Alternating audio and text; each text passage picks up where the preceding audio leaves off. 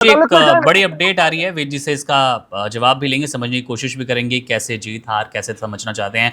Calcutta high court ने IPS अधिकारी अजयपाल शर्मा को विधानसभा चुनाव के ऑब्जर्वर के तौर पर नियुक्त करने के खिलाफ जो याचिका थी कि इनको हटाना चाहिए, उस याचिका में दखल देने से इनकार कर दिया है। वेद जी कैसे देख रहे हैं इस मामले को?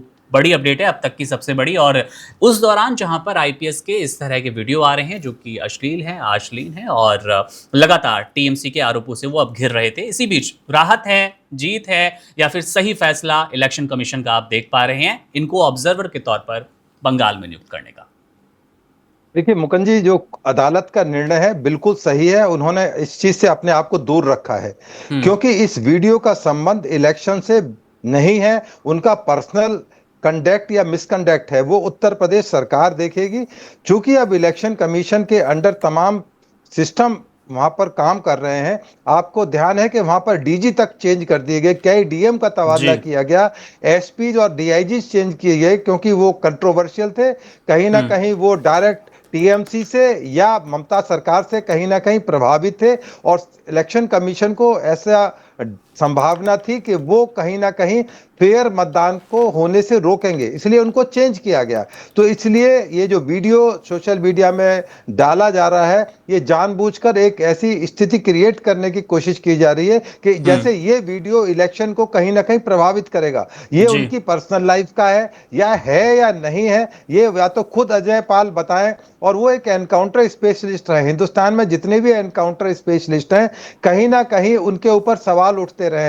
यहाँ से लेके महाराष्ट्र तक, दिल्ली तक जितने भी एनकाउंटर स्पेशलिस्ट हैं उनके ऊपर पिक्चर बनी है, उनके ऊपर कहानियां बनी है, उन पर तमाम किंवदंतियां बनी है, करप्शन के साथ उनको जोड़ा गया है। तमाम तरह की चीजें सोशल मीडिया में मौजूद हैं, कुछ असली हैं, कुछ नकली हैं, और कुछ चीजें ऐसी हैं जो कभी सामने ही नहीं आती। इसलिए इस वीडियो का लिंक इलेक्शन के वेस्ट बंगाल से कनेक्ट करना मुझे नहीं लगता है वाजिब है। और अदालत का निर्णय बिल्कुल सही है कि ये election commission is competent to take action in this matter, यदि ऐसा है। और इलेक्शन से इसका कोई संबंध नहीं, ये तो तय है कि इस वीडियो का इलेक्शन से कोई संबंध नहीं है। और जहां तक ऑब्जर्वर का संबंध है, इलेक्शन कमीशन द्वारा ऑब्जर्वर अपॉइंट किए जाते हैं और बड़ा सोच समझकर वो अपॉइंट करते हैं, क्योंकि इनकी जो छवि है बिल्कुल एक धुरंधर वाली है कि आर पार की लड़ाई लड़ने वाली है। क्योंकि इलेक्शन का जो माहौल है वहां पर वेस्ट बंगाल में बिल्कुल लड़ाई जैसा है, क्योंकि जिस तरह से वहां पर समाचार मिल रहे थे काफी समय से कि वहां पर लार्ज स्केल पर बूथ कैप्चरिंग होगी, हंगामा होगा,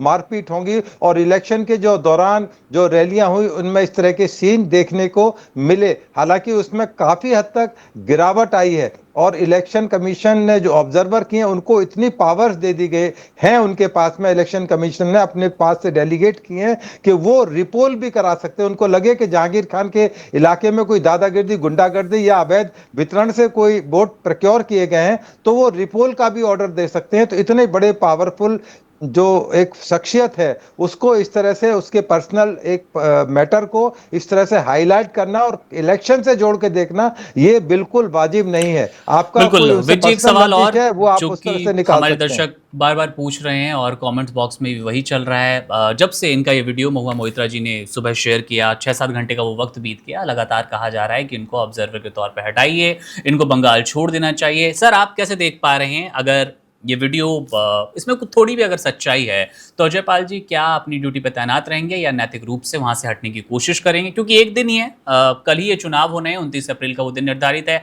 ड्यूटी के बाद क्या कोई जवाब देने आएंगे या फिर हम देख सकते हैं, या कोई ऐसी आशंका है कुछ देर बाद, कुछ घंटों बाद कोई पोस्ट, कोई टिप्पणी ऐसी आती है अजयपाल जी की ओर से कि वो हटना चाहते हैं दक्षिण परगना से जहां पर उनको नियुक्त किया गया ऑब्जर्वर के तौर पर? नहीं, इन स्थितियों में एक निर्भीक पुलिस ऑफिसर को बिल्कुल नहीं हटना चाहिए।